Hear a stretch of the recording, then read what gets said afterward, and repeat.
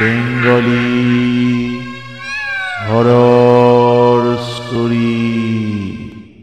আজকের গল্প তাজপুরের মতি।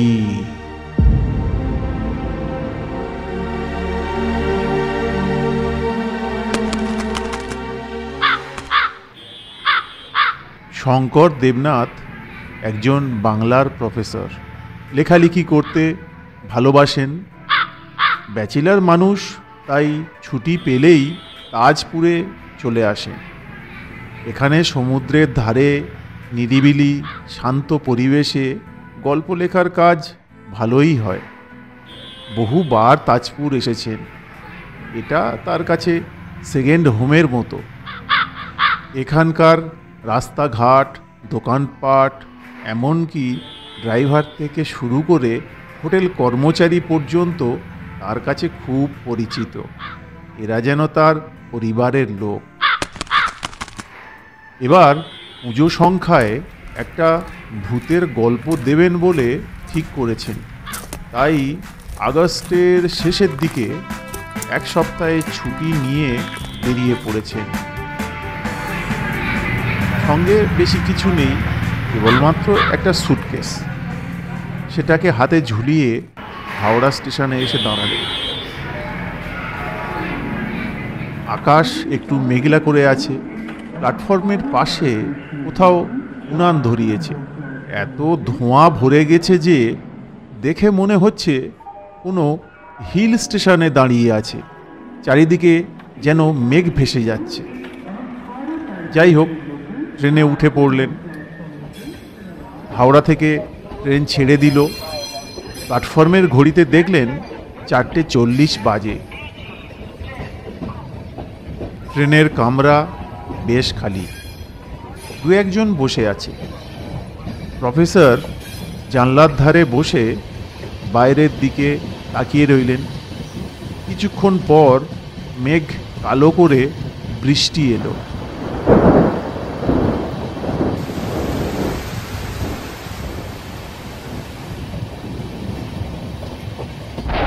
তাড়াতাড়ি জানলার কাঁচ নামিয়ে দিয়ে বসলেন।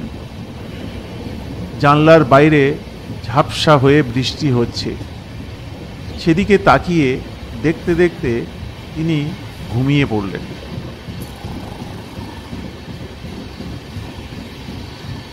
গাড়ির ঝাঁকুনিতে যখন ঘুম ভাঙল, দেখলেন চারিদিকে অন্ধকার হয়ে গেছে।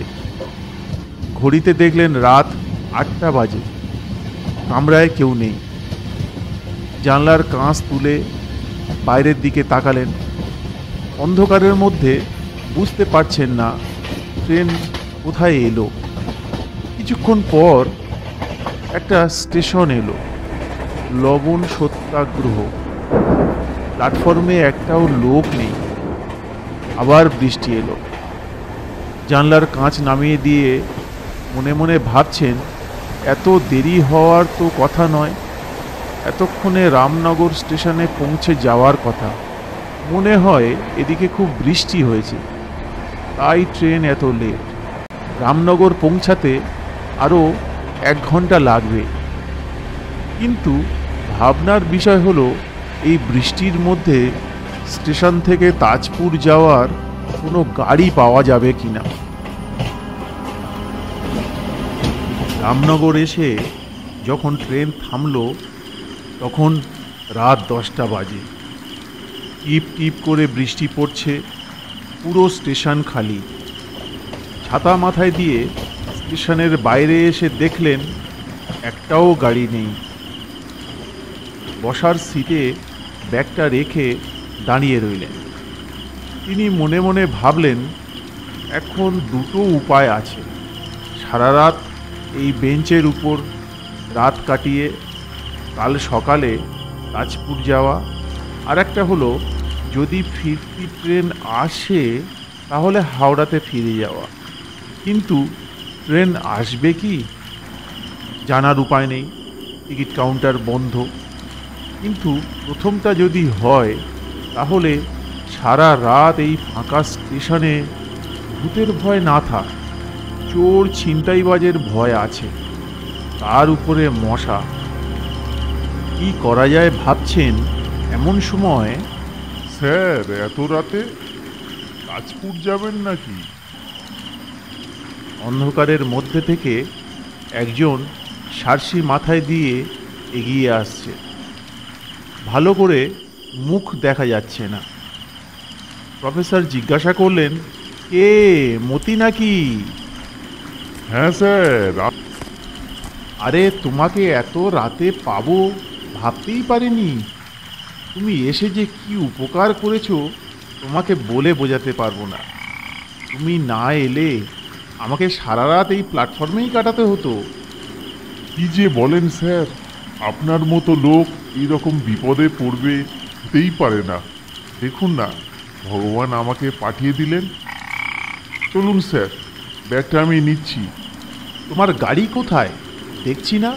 খুব বৃষ্টি হচ্ছিল বলে চালার নিচে রেখেছি, আপনি আসুন। বলে মতি ব্যাগটা মাথায় নিয়ে আগে আগে চলল, আর প্রফেসর ছাতা মাথায় দিয়ে তাকে অনুসরণ করল। কিছুটা যাওয়ার পর দেখলেন একটা অন্ধকার শেডের নিচে অটো দাঁড় করানো আছে। মতি অটোর মধ্যে ব্যাগ রেখে গাড়িতে স্টার্ট দিয়ে রাস্তায় এসে দাঁড়ালো। প্রফেসর গাড়িতে উঠলেন। কিছুটা চলার পর প্রফেসর বললেন, মতি, এই গাড়িটা নতুন দেখছি, সবে সবে কিনেছো বুঝি? না স্যার, এটা আমার বন্ধুর গাড়ি। আমার গাড়িটা ভেঙে চুরে গেছিল, তাই বাদ দিতে হলো। তোমার ছেলের পড়াশোনা কেমন চলছে? আপনার আশীর্বাদে ভালোই পড়াশোনা করছে স্যার। আপনি ওর জন্য যা করেছেন অনেক আপনজন এমন করে না। আরে না না, আমি বেশি কিছু করিনি। তোমার ছেলেটা খুবই ভালো, যেমন পড়াশোনাতে তেমন ব্যবহারে। ওর বুদ্ধির জোরে স্কলারশিপটা পেয়েছে। আমি শুধু একটু যোগাযোগ করিয়ে দিয়েছি মাত্র। আমার যা সামর্থ্য ওকে কখনোই পড়াতে পারতাম না স্যার। তুমি চিন্তা করো না, ও পাশ করে বেরুলে তোমার দুঃখ ঘুচবে। আশীর্বাদ করুন স্যার, তাই যেন হয়। অভাবের বোঝা বইতে বইতে বড়ই ক্লান্ত হয়ে পড়েছি। এমন সময় বিদ্যুৎ চমকালো। প্রফেসর দেখলেন রাস্তার এক ধারে একটা অটোর উপর গাছ ভেঙে পড়েছে। ডালের চাপে অটোর সামনের দিকটা দুমড়ে মুচড়ে গেছে। প্রফেসর ব্যস্ত হয়ে বললেন, এটা কখন হলো? ভাঙা অটোকে পাশ কাটিয়ে যেতে যেতে মতি বলল, আজই হয়েছে স্যার। তাই দেখছেন না, রাস্তাতে কোনো গাড়ি নেই।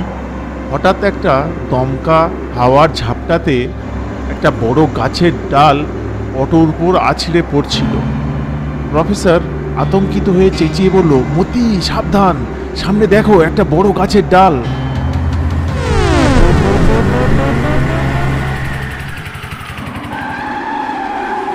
মতি এক ঝলকে ম্যাজিকের মতো অটোটাকে উড়িয়ে গাছের ফাঁক দিয়ে রাস্তার উপর এনে দাঁড় করালো। একটা মোটা গাছের ডাল ঠিক অটোটার পিছনে আছড়ে পড়ল। কি ভয়ঙ্কর কাণ্ড!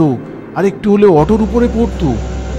না না, কিছু ভাববেন না স্যার, আমি থাকতে আপনার কোনো ক্ষতি হতে দেব না। মতি অটো নিয়ে চলল।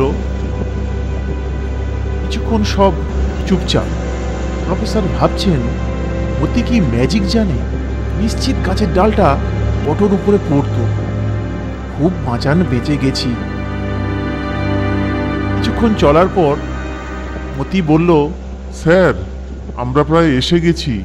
আপনার সেই পুরানো বলাকা হোটেলে উঠবেন তো? হ্যাঁ হ্যাঁ, ওখানেই বুকিং করা আছে।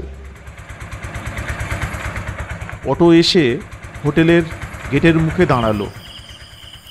গাড়ি থেকে বাক্স নামিয়ে দিয়ে মতি বলল, এবার তাহলে আসি স্যার। দাঁড়াও, তোমার ভাড়াটা নিয়ে যাও। কত দেব? বলো। মতি প্রফেসরের পায়ে হাত দিয়ে প্রণাম করে বলল, একটু আশীর্বাদ দিন স্যার, ছেলেটা যেন মানুষের মতো মানুষ হতে পারে। টাকা লাগবে না।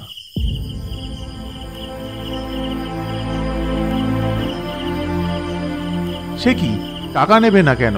না স্যার, টাকা নিতে পারবো না। আপনি আমার ছেলেটাকে একটু দেখবেন। সে তো দেখবই, তুমি এখন টাকা নিয়ে যাও। মাফ করবেন স্যার, অনেক রাত হয়ে গেল, আমি যাই। বলে মতি চলে গেল। মতির ব্যবহারে প্রফেসর আশ্চর্য হলেন। তার চলে যাওয়া অটোটার দিকে অনেকক্ষণ তাকিয়ে রইলেন। হোটেলের কাউন্টারে ম্যানেজার বসে বসে ঢলছিল। দরজায় কড়া নাড়ার আওয়াজে সজাগ হয়ে এদিক ওদিক তাকিয়ে বুঝতে পারল না, আবার ঘুমিয়ে পড়তে যাচ্ছিল। এমন সময় আবার দরজার আওয়াজ হলো। এবার ম্যানেজার তাড়াতাড়ি করে উঠে দরজা খুলে দিল। প্রফেসরকে দেখে চোখ বড় বড় করে বলল, স্যার, আপনি এত রাতে? হ্যাঁ আমি, ঝড় বৃষ্টিতে ট্রেন আটকে গেছিল, তাই এত দেরি হলো। এখানে এলেন কিসে? সব গাড়ি তো বন্ধ। আরে যার কেউ নেই তার ভগবান আছেন।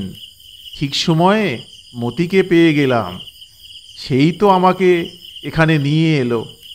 কার গাড়িতে এসেছেন? আরে তোমাদের মতি ড্রাইভার। কি হলো, অমন মুখ হাঁ করে ড্যাব ড্যাব করে তাকিয়ে আছো কেন?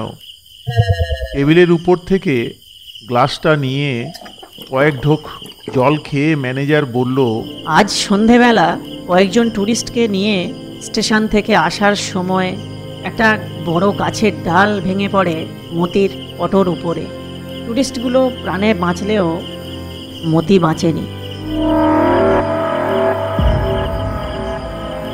হ্যাঁ ভাঙা অটো দেখলাম তো, কিন্তু কি বলছো? না না, তুমি ঠিক জানো না। না স্যার, আমি ঠিকই বলছি। ড্রাইভার ইউনিয়ন থেকে সবাই ওকে নিয়ে সৎকার করতে গেছে। এবার প্রফেসরের মাথা একটু টলে গেল। তিনি চেয়ারের হাতলটা ধরে বসে পড়লেন।